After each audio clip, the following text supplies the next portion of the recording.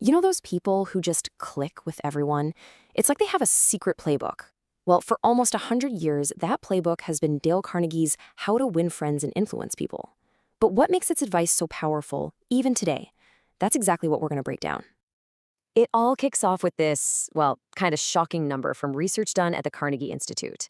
Get this, all that technical skill you learn in school, it only accounts for about 15% of your financial success. So what about the other 85%? That comes down to what they call human engineering, your ability to actually connect with and lead other people. And this isn't just some abstract theory. I mean, think about John D. Rockefeller, literally one of the wealthiest people in history. He straight up said he would pay more for the ability to deal with people than for any other skill on earth. That's just how valuable this stuff really is. What's really cool is how these ideas came to be. This wasn't just some guy thinking up ideas in an office. Nope. Carnegie spent 15 years testing and refining these principles in his courses. It was basically the world's first real-life laboratory for human relationships, with thousands of adults. So yeah, this stuff is battle-tested. Okay, so here's our game plan. We've talked about that 85% secret. Next, we're going to unpack the 3 fundamental techniques for handling people, from not kicking beehives to understanding our deepest cravings. And then we'll wrap up by talking about how this becomes a whole new way of life. So let's jump right into the first technique, which Carnegie has a great name for: don't kick beehives. It's all about resisting one of our most natural and yet most destructive impulses. The first principle sounds simple, but man, it is not easy to do. It's this: don't criticize, condemn, or complain. It's something we all do, right? It's almost a reflex. So why is Carnegie so adamant that we have to stop? Well, check out the story of Two Gun Crowley. This guy was a wanted cop killer. When the police finally had him cornered, he wrote a letter. An apology? Not a chance. He wrote, "Under my coat is a weary heart, but a kind one." Can you believe that? He saw himself as a good, misunderstood person. And that's Carnegie's core insight. 99 times out of 100, people don't criticize themselves for anything, no matter how wrong they are. So here's the deal. Criticism is futile. It doesn't create lasting change.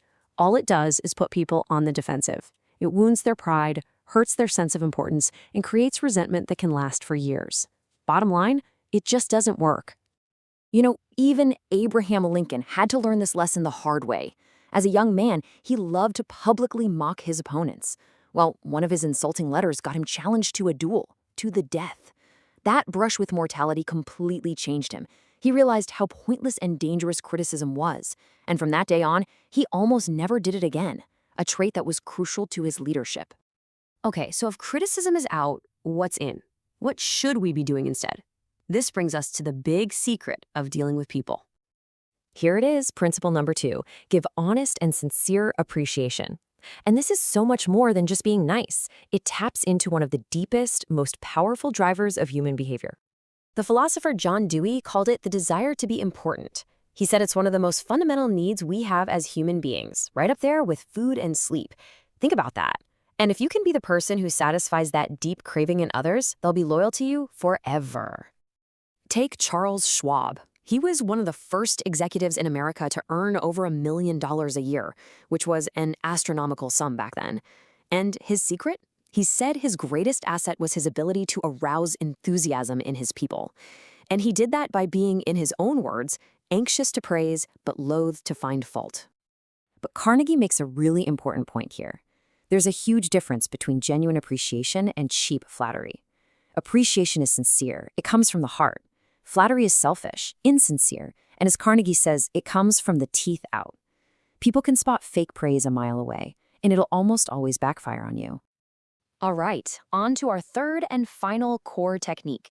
This one is all about getting people to take action.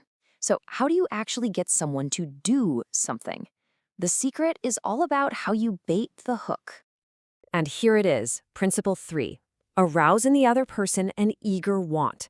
Carnegie argues this is the only way to get someone to do something willingly. You have to make them want to do it. Carnegie's metaphor for this is just perfect. He asks, when you go fishing, you might love strawberries and cream, but do you put that on the hook? Of course not. Fish want worms. So you bait the hook to suit the fish, not yourself. It's just common sense, but we forget it all the time when we're dealing with people. Henry Ford put it perfectly. The secret to success is the ability to see things from the other person's point of view. It sounds so obvious, doesn't it? And yet, most of us are so stuck in our own heads that we almost never do it. And Carnegie himself lived by this. When a hotel tried to triple his rent for a ballroom, he didn't argue or complain about what he wanted. Instead, he made a list of all the advantages and disadvantages for the hotel manager. By focusing entirely on the manager's interests, he got that massive rent hike negotiated way, way down. So, how do we bring all this together? Because Carnegie is really clear that these aren't just tricks or tactics you pull out when you need something. This is about a fundamental shift in how you see and interact with the world. Let's recap the 3 big rules. They really are a package deal.